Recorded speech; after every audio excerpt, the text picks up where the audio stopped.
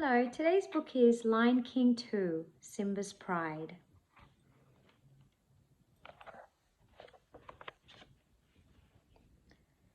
The animals of the Pride Lands gathered once again to pay their respects to the Lion King and his queen.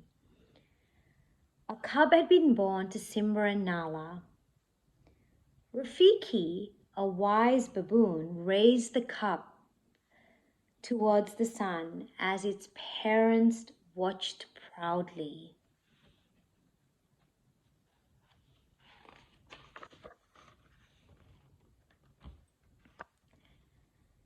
The new cub was a lioness. Princess Kiara was her name. Rafiki painted Kiara's picture next to that of her father, Simba. The circle of life is complete, Rafiki said. But was it?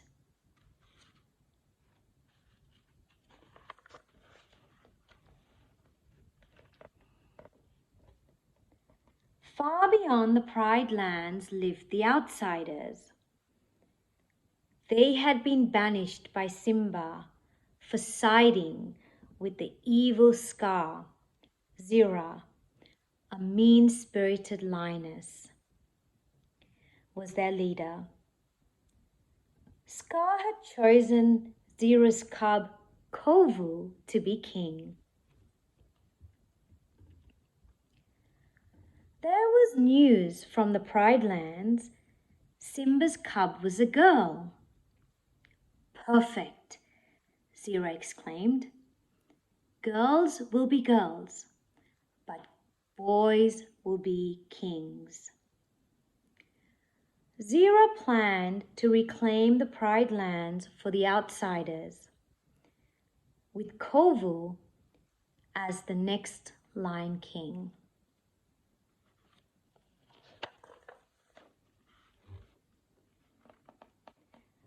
The months passed quickly, and Kira grew into an adventurous young lioness eager to explore the Pride Lands. Stay in sight of Pride Rock, Simba reminded her as she was about to bound off excitedly. Simba sent Timon and Pumbaa to watch over her, just in case.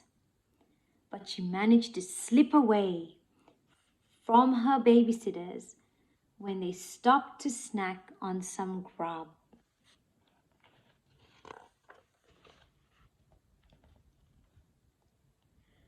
Suddenly, Kiara came face to face with Kovu. She circled him. My father says to never turn your back on an outsider. Do you always do what your daddy says? Kovu asked.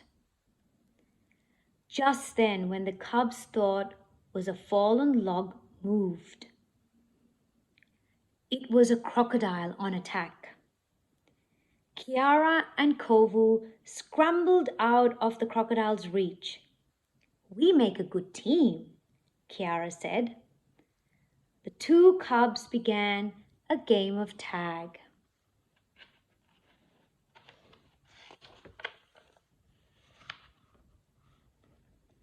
Just as Kovu was about to tag Kiara, there was a deafening roar. It was Simba. She jumped between the cubs and approached the outsider. There was another roar. This time it was Zira. The lions faced off. I banished you from the Pride Lands, Simba reminded her. Take your son and get out. As Zira turned away, Kovu and Kiara said goodbye to each other and sadly returned to their homes.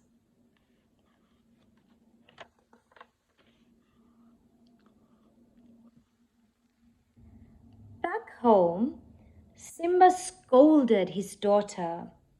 You need to be more careful, Simba said. Simba told her, as future queen. What if I don't want to be queen? Kiara interrupted. That's like saying you don't want to be a lion. Simba replied, it's in your blood, as I am. We are one. Becoming queen was a big responsibility, but Kiara wished she and Kovu could have become friends.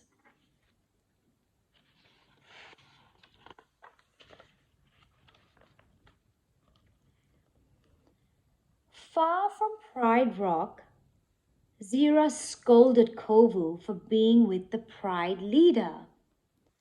I'm sorry, Kovu said. I thought we could be friends. What an idea! Zira forgot her anger.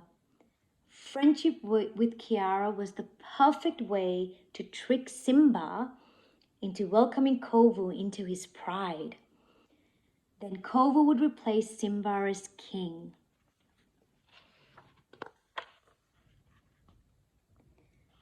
The years passed under Zira's guidance.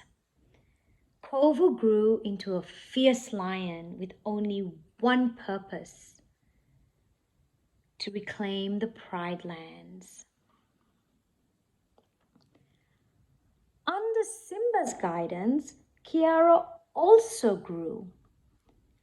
Today, Simba was sending her on her first hunt. Meanwhile, Zira was watching a fire her lions had set in the distance. The plan is in motion, she said to Kovu. Go.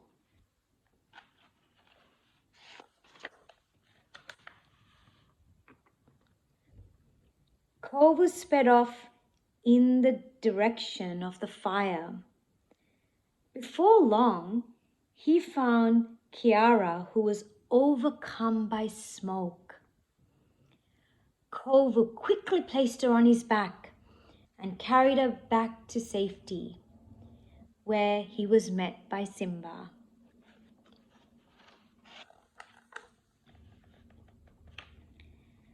Kovu stepped forward. I wish to join your pride, he said to the Lion King. No, you are an outsider, was Simba's reply. But the others reminded him that Kovu had saved Kiara's life. Reluctantly, the Lion King agreed. It was night when everyone got back to Pride Rock.